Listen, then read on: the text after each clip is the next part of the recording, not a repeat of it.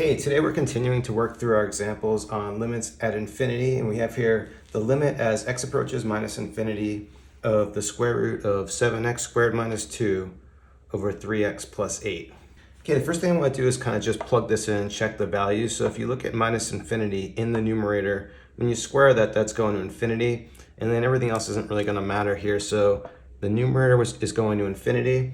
If we look at the denominator, 3 times minus infinity, this is going to minus infinity. So we have here an indeterminate form.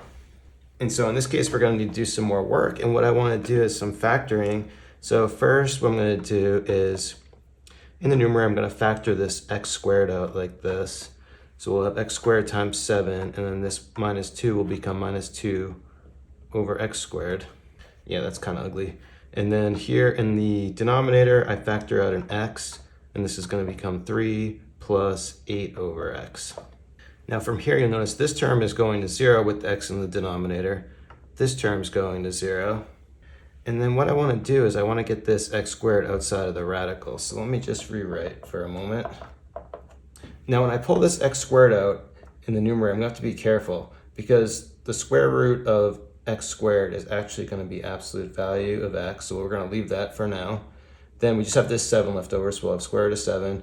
And then in the denominator, we're going to have just 3x. Now the reason this absolute value is going to be important is notice our x value is going to negative infinity, a negative value.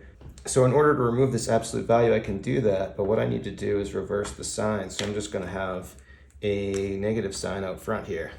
But then that's going to allow me to cancel my x's, and then we're left with our limit. It's just going to be minus the square root of 7 over 3. Okay, we just had to do a little factoring, and we just had to be careful of this absolute value. The signs are really important on the negative infinity. So we'll stop it there. Thanks everyone for watching. Have a great day.